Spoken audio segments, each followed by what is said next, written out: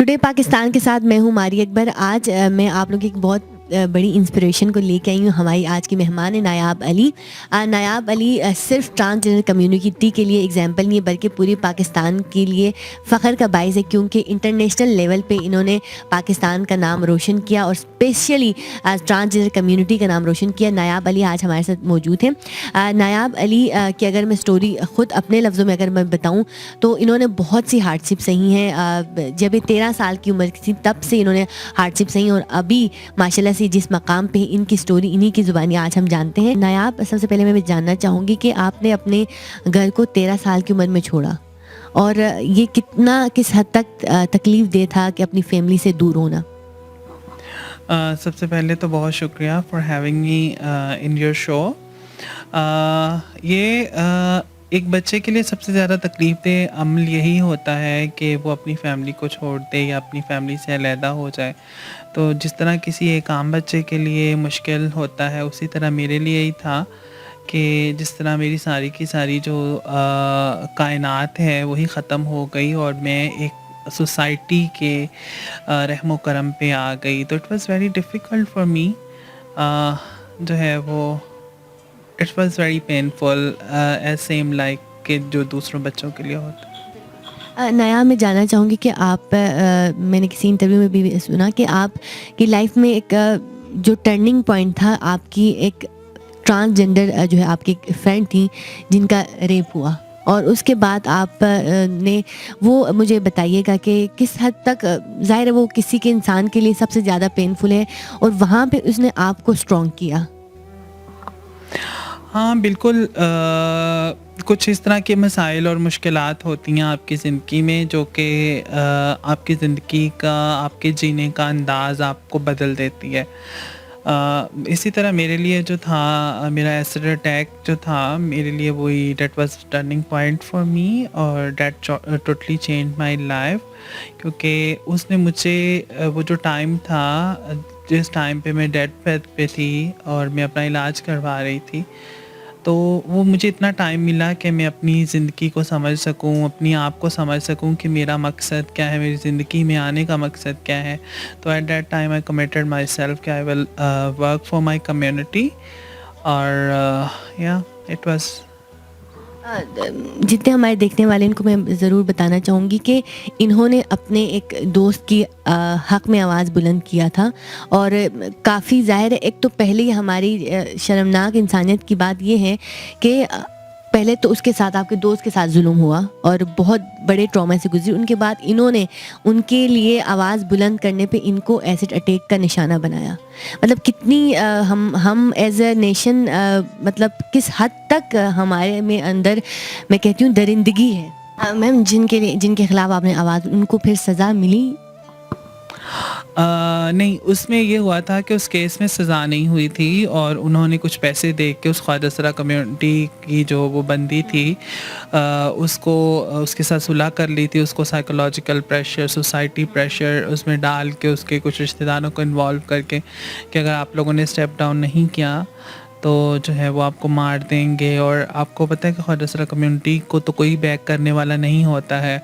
तो उसने पैसे लेके सुलह कर ली थी और उसके बाद फिर उसको उन्हीं लोगों ने मुझे जो है वो, चूँकि मेरे साथ वो एक किस्म की उनकी दुश्मनी बन गई, चूँकि वो मुझे थ्रेट्स दे रहे थे कि मैं उनको जो है वो रोकूं और ना उसको सपोर्ट करूं। तो उस मामले के बाद उन लोगों ने फिर मेरे पर एसिड अटैक कर दिया कि सिर्फ़ एक दुश्मनी निभाने के लिए कि मैंने क्यों ख्वाजसरा कम्युनिटी के हकूक़ के लिए आवाज़ उठाती हूँ। अच्छा मैम, मैं ये जानना चाहूँगी कि जिन्होंने आप पे एसिड अटैक किया उनको फिर सज़ा मिली, तो कितने अरसे का जो है उनको सज़ा मिली है? उनको सज़ा मिली थी बिल्कुल 25 ईयर इम्प्रिजमेंट जो है वो 25 साल की, और अभी तक वो जेल में है। चलें, कुछ तो मतलब अच्छा हुआ, मैं कह सकती हूँ। अच्छा मैम, ये तमाम हार्डशिप सहने के बाद किस तरह जो है आप एक नॉर्मल रूटीन, आपने बताया कि आप भी बाकियों की तरह ट्रेडिशनल जो ऑक्यूपेशन है ख्वाजसरा कम्युनिटी के, उस तरह आपने भी किया। लेकिन वो कौन सा टर्निंग पॉइंट था कि आपकी लाइफ में चेंज और आपने सोचा कि नहीं, मैं जो है ये नहीं करूँगी, मैं प्रॉपर कोई जॉब इस तरफ में करूँगी? जॉब तो मैं कभी भी नहीं ज़िंदगी में करना चाहती थी, क्योंकि आपकी ज़िंदगी में कुछ इस तरह के, जब आप सोसाइटी का हिस्सा होते हो, कोई भी ख्वाजा सरा शख्स जो ख्वाजा सरा बच्चा है, तो पहले उसको घर वाले निकाल दिए, उसने फिर उस जो रिश्तेदार हैं या आपकी सोसाइटी है उन्होंने उसको अब्यूज़ किया, और फिर उसके बाद आप स्कूल्स में गए, कॉलेजेस में गए, तो आपको सोसाइटी ने बुलिंग और हरासमेंट की, तो आपके जहन में एक सोसाइटी का इमेज जो है वो बन जाता है, और वो इमेज मेरे लिए जो सोसाइटी का था वो यही एक एब्यूज़र का था, एक कल्प्रेट का था, तो वही उस शख्स का था कि जो शख्स वही सोसाइटी के सिर्फ सोसाइटी जुल्म कर सकती है और सोसाइटी बहुत ज़ालिम है। तो एक मरतबा जब मैंने इस सोसाइटी से कता ताल्लुक़ किया और अपनी ख्वाजा सरा कम्युनिटी में बाकायदा अपनी ज़िंदगी गुजार रही थी, तो उसके बाद मैं नहीं बनना चाह रही थी। लेकिन आफ्टर एसिड अटैक, चूँकि there was no other way for survival, और मुझे अपना भी सर्वाइवल करना था, और अगर मैंने अपनी कम्युनिटी के लिए काम करना था तो, और अपनी कम्युनिटी के लिए मैंने अपनी सोसाइटी को चेंज करना था, तो मुझे उससे पहले बाकायदा सोसाइटी का हिस्सा बनना था, और सोसाइटी का हिस्सा बनने के लिए ज़रूरी था कि मैं उनके लिए कोई बाइज़्ज़त रोज़गार या जो है वो जो सोसाइटी जिसे बाइज़्ज़त समझती है, वो कोई रोज़गार का ज़रिया जो है वो उसको चूज़ करूँ। तो so that's why I decided to start work. और बेसिकली जो मेरी जॉब्स, मैं इतनी जॉब्स नहीं की, लेकिन अगर मैं डेवलपमेंट सेक्टर में काम करती हूँ तो हमेशा मेरा फोकस यही होता है कि मेरी इस जॉब से मेरी कम्युनिटी को क्या फ़ायदा हो सकेगा और मैं कम्युनिटी के लिए कितने अच्छे इंटरवेंशंस कर सकूँगी। अच्छा मैम, मैं ये जानना चाहूँगी, जो आप बुलिंग फेस करते हैं, हरासमेंट फेस करते हैं, ये सिर्फ़ और सिर्फ मेल की जानिब से होती है या ख़वातीन भी बुलिंग करती हैं ख्वाजा सरा कम्युनिटी? जब हम सोसाइटी की बात करते हैं ना, तो सोसाइटी का हर शख्स, बेशक वो मर्द है, औरत है, या फिर इनर कम्युनिटी कॉन्फ्लिक्ट्स जो हैं जिसमें ख्वाजा सरा बरादरी भी, जो कि क्लास डिफरेंस है, वो भी एक दूसरे के साथ कर रहे होते हैं। तो हर कोई, क्योंकि मर्दों की बात, मर्दों में कुछ लोग होते हैं जो सिर्फ आपको सेक्सुअल फेवर्स के लिए और नीड्स के लिए जो है ट्रांसजेंडर कम्युनिटी को या सिर्फ बाइज़े तंज मजाक के तौर पर ख्वाजा सरा कम्युनिटी पे हूट कर रहे होते हैं। ख़वातीन जो होती है, ख़वातीन के अंदर एक अजीब किस्म की परसेप्शन बनी होती है कि वो फिर आइडेंटिटी को और एग्जिस्टेंस को जो है वो टारगेट कर रही होती हैं, और ख्वाजा सरा कम्युनिटी जो होती है वो आपके स्टेटस और पावर को कर रही होती है। तो there are different level of bullying, harassment, तो हर लेवल पे ही ट्रांसजेंडर कम्युनिटी के लिए हो रही होती है। एंड आई ऑफन से transgender is another name of tolerance. तो ट्रांसजेंडर कम्युनिटी जो है वो टॉलरेट करती है इन सारी चीज़ों को। Nayab Ali international activist award winner हैं पूरे, मतलब इंटरनेशनली सिर्फ 4 नॉमिनी थे और उसमें फिर मैम ने अवार्ड जीता है। तो मैम, इन तमाम सिनेरियोज, इन तमाम मुश्किलात को फेस करने के बाद किस तरह ख्याल आया कि आपको ट्रांसजेंडर के लिए लेजिस्लेशन करनी चाहिए और उसी के बेस पे आपको अवार्ड दिया गया? ट्रांसजेंडर लेजिस्लेशन जो है, जब आप किसी, देखें, प्रोटेक्शन है ना, सबसे पहले कोई वनरेबल ग्रुप है, वनरेबल सोसाइटी है, तो उसको प्रोटेक्ट कैसे करना है। अगर किसी बच्चे को अगर मार पड़ रही है या कोई बच्चे पे तशद्दुद करे, तो बच्चा भाग के किसके पास जाएगा? माँ बाप के पास। तो माँ बाप क्या करेंगे? उसके लिए लड़ेंगे या फिर उसको घर में उसको महफूज रखेंगे।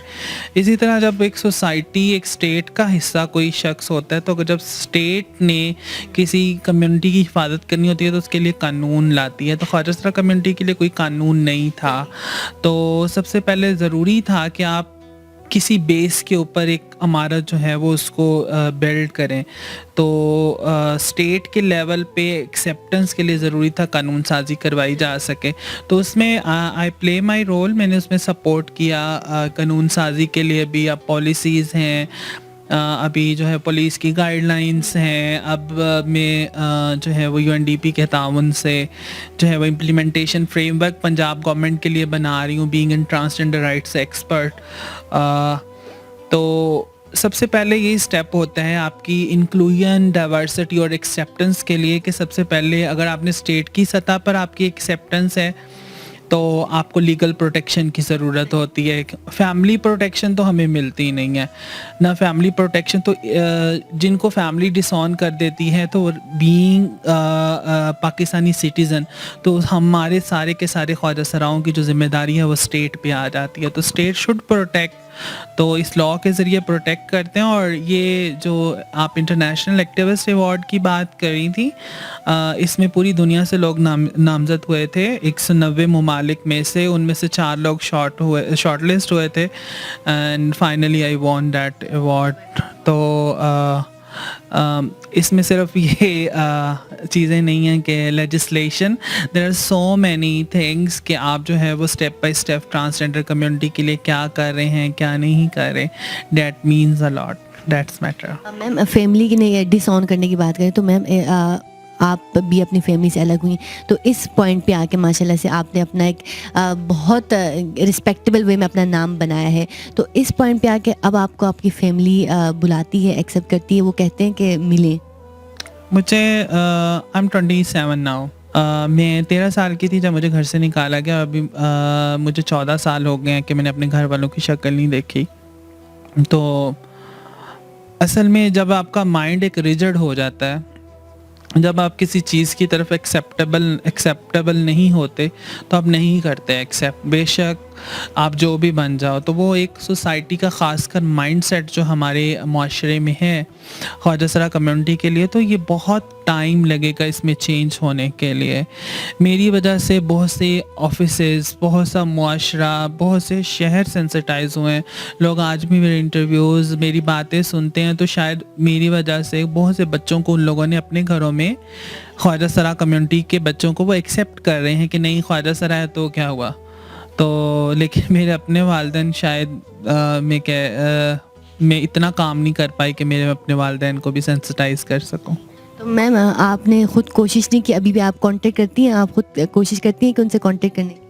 या आई ऑलवेज डू। मैं हर ईद होती है, शब बारात होती है, कोई भी ओकेजन्स होते हैं, तो हर किसी का दिल करता है कि अपनी फैमिली के साथ स्पेंड करें, because everybody is going to spend these occasions with their families. लेकिन मैं कहीं ना कहीं जो है वो ये दिन अकेले गुजार रही होती हूँ। तो आई फील कि मैं जो है वो बहुत ज़्यादा अपने आप को महसूस कर रही होती हूँ कि there is no one to support me. तो इट्स कॉमन फिनोमेना, और ये तो इट्स नेचुरल फिनोमेना, और जब ये होता है तो I always do. But I think कि शायद उनका भी इतना कसूर नहीं है इस चीज़ में। सोसाइटी जो है वो उनको शायद इस वजह से उनको इतना मजबूर कर दिया है, प्रेशराइज कर दिया है कि वो एक्सेप्ट करना चाह भी रहे हों तो शायद सोसाइटी की वजह से ना कर रहे हों। क्योंकि आपको पता तो है कि लोगों में एक चीज़ बड़ी कॉमन होती है कि लोग कुछ अच्छा करना चाहते हैं लेकिन इसलिए नहीं करते कि लोग क्या कहेंगे। मैम मैं जानना चाहूँगी, आपने पॉलिटिकल जो है एम्पावरमेंट के लिए आपने इलेक्शन भी लड़ा, तो वो एक्सपीरियंस कैसा रहा था और फ्यूचर में इरादा है आपने दोबारा इलेक्शन लड़ेंगी? मैंने मुल्क पाकिस्तान में पहली मरतबा ख्वाजा सरा कम्युनिटी को 2018 में एम्पावर किया। 2017 में एक मैंने all Pakistan transgender election network के नाम पे एक नेटवर्क की बुनियाद रखी थी, और उसके बेसिस पे 2018 में 13 लोगों ने ट्रांस कम्युनिटी आगे आए और उन्होंने अपने नॉमिनेशन जमा करवाए, जिसमें 5 लोग इलेक्शन लड़ने में कामयाब हो सके, और अनफॉर्चुनेटली उसमें कोई भी जीत नहीं सका। I was one of them.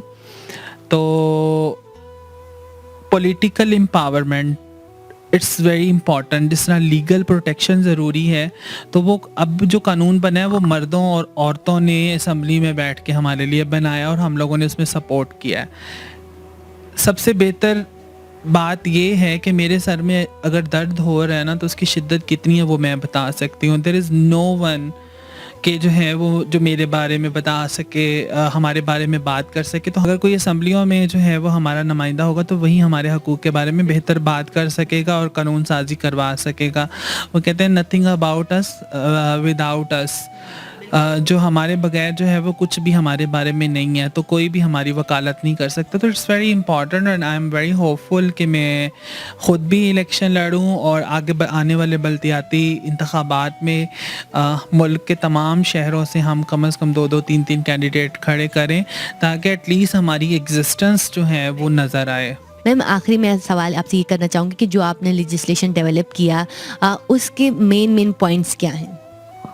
देखें, उस कानून बराए तहफ़्फ़ुज़ हकूक़ ख्वाजा सरा 2018 के मुताबिक हर वो हकूक़ जो कि पाकिस्तान के शहरी होने की वजह से उसके एक आम शहरी वो मर्द हो औरत हो उसको मिलते हैं, वही तमाम के तमाम हकूक़ ख़ालिद सरा को भी मिलेंगे और उसमें उसके सिन्फ़, उसके जिन्स या सिनफ़ी इज़हार की बुनियाद पर उस पे उसके साथ डिस्क्रिमिनेशन नहीं की जाएगी। और सबसे बड़ी बात ये कि उस अगर कोई ख्वाजा सरा की पहचान का शनाख्त का जो तरीक़ेकार उस कानून में वज़ा है, अगर कोई शख्स अपने मुँह से अपनी ज़ुबान से अपनी मर्ज़ी से कहता है कि मैं ख्वाजा सरा हूँ, तो वो ख्वाजा सरा है। उसके लिए किसी मेडिकल लीगल सर्टिफिकेशन की ज़रूरत नहीं है। तो ये उस कानून की कुछ चीदा जो है वो ख़ास बातें थी।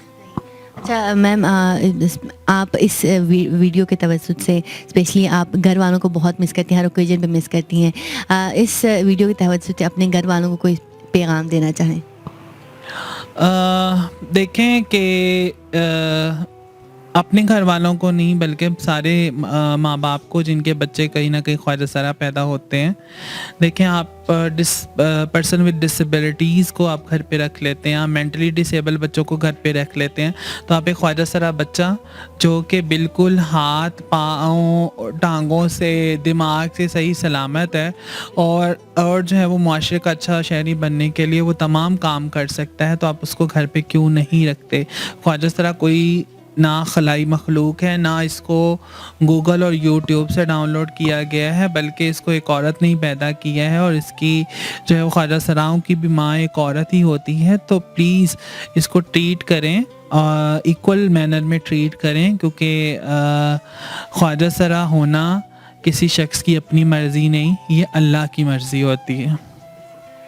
आज नायाब अली हमारे साथ मौजूद थी, जिनकी इंस्पिरेशन एक ट्रांसजेंडर से आज ये इंटरनेशनल अवार्ड विनर हैं और हम सब तमाम पाकिस्तान के लिए हम सब के फ़ख्र के बाइस हैं कि इंटरनेशनल लेवल पे हमारे मुल्क का नाम ये रोशन कर रही हैं। बहुत शुक्रिया नायाब अली आपके टाइम का, आप बहुत लेट हो रही थी लेकिन स्पेशली हमारे लिए इन्होंने टाइम निकाला। Thank you so much ma'am. Thank you, बहुत शुक्रिया, थैंक यू।